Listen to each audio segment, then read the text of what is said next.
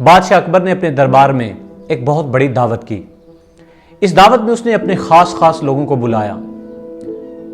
جب دسترخوان بالکل تیار ہو چکا تھا تو بادشاہ اکبر دسترخوان کی طرف تشریف لے کر آیا اور اس نے کہا کہ اب کھانا شروع کیجئے۔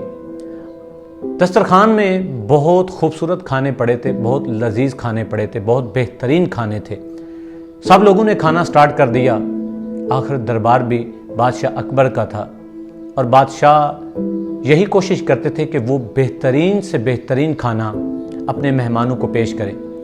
تو سب لوگ بادشاہ کا حکم سننے کے بعد کھانا کھانے لگے، سوائے ایک آدمی کے۔ اس کا نام بیربل تھا۔ بادشاہ اکبر نے بیربل سے کہا کہ بیربل آپ کھانا کیوں نہیں کھا رہے؟ بیربل نے جواب دیا کہ کاش وہ ہوتی تو میں کھانا ضرور کھاتا۔ بادشاہ اکبر نے کہا اس کو چھوڑو، فی الحال کھانا کھاؤ۔ بیربل نے پھر کہا کہ کاش وہ ہوتی تو میں کھانا ضرور کھاتا۔ بادشاہ نے پھر کہا کہ بیربل کھانا کھاؤ۔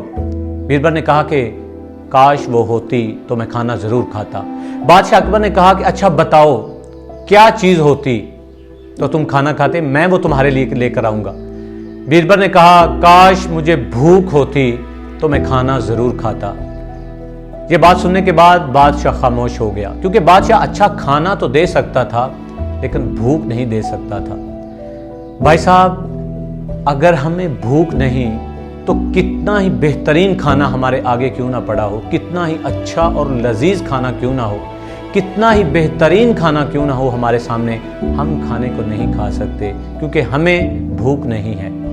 اور اگر ہم اس کھانے کو کھا بھی لیں گے تو وہ ہمیں فائدے کی جگہ نقصان دے گا، کیونکہ ہمیں بھوک ہی نہیں۔ اگر ہمیں بھوک ہو تو 3 دن کی سوکھی روٹیاں ہی کیوں نہ ہوں، یقین جانیے اسے بھی ہم کھائیں گے تو اس سے فائدہ ضرور ہوگا، کیونکہ ہمیں بھوک ہے۔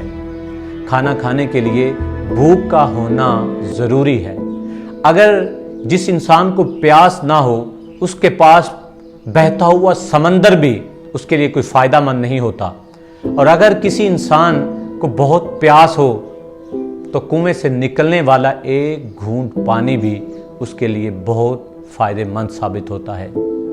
لیکن جس انسان کے اندر کچھ کرنے کی تڑپ ہو، کچھ کرنے کی پیاس ہو، اس کے لیے ایک چھوٹی سی اپرچونٹی بھی بہت فائدہ مند ثابت ہوتی ہے۔ اور جس انسان کے اندر کچھ کرنے کا جنون نہ ہو، کچھ کرنے کی تڑپ نہ ہو، پیاس نہ ہو، تو اس انسان کے لیے جتنے بھی بہترین الفاظ استعمال کریں، جتنی بھی اچھی باتیں استعمال کریں، جتنا بھی بہتر سے بہتر مواد اس کے سامنے پیش کریں، اس کو یہ سب بیکار نظر آئے گا۔ اگر کسی انسان کے اندر کچھ کرنے کا جوش اور جذبہ ہو، کسی انسان کے اندر پیاس ہو کچھ کرنے کی، تو دیوار پہ لکھی گئی یہ عبارت بھی اس کے لیے بہت فائدہ مند ثابت ہوتی ہے۔ کسی بھی انسان کی زندگی میں سب سے زیادہ پیاس پیدا کرنے والی اگر کوئی چیز ہے تو وہ ہے ریزن۔ آپ اس دنیا میں بھی کسی بھی کامیاب انسان کو دیکھیں، کسی بھی بڑے سے بڑے سائنسدان کو بھی دیکھیں، کسی بھی لیڈر کو دیکھیں، تو ان کی کامیابی کے پیچھے جو راز ہے، جو ان کی پیاس کو بہت بڑھا دیتی ہے، وہ ہے ریزن۔ دوستو، ہر انسان کی زندگی میں ریزن کا ہونا بہت ضروری ہے۔ یہ جو ریزن ہے یہ انسان کو کامیابی کے بہت قریب لے جاتی ہے۔ میں آپ کو ایک چھوٹی سی بات بتانا چاہتا ہوں۔ ایک ایسی لڑکی جو ہر گھر کے اندر ایز اے ٹیوٹر کام کرتی تھی، اس کا نام تھا مدام کیوری۔ اس نے 2 نوبل پرائز انعام حاصل کیے، فزکس میں اور کیمسٹری میں، اور اس نے 40 ٹن لوہے کو پگھلایا اور پگھلا کر عملے تعطیر کے ذریعے ریڈیم کو ایجاد کیا تھا، جس ریڈیم سے آج بھی کینسر کا علاج ہوتا ہے۔ اور اس سے پوچھا گیا کہ آپ نے اتنی بڑی ایجاد کیسے حاصل کر لی، تو مدام کیوری کا ایک ہی جواب تھا کہ اس کے پیچھے ایک ریزن ہے۔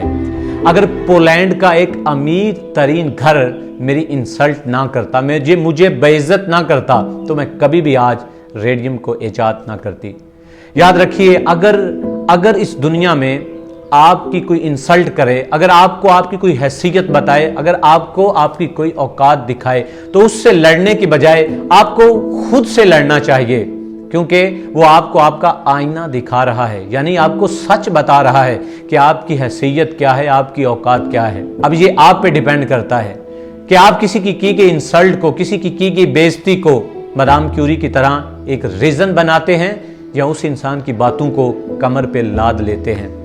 کہتے ہیں کہ لوگوں کی باتیں پتھروں کی طرح ہیں, اگر آپ انہیں کمر پہ لادو گے تو آپ کی کمر توڑ دیں گے, اگر آپ انہیں پاؤں میں رکھو گے تو بہت اوپر چلے جاؤ گے.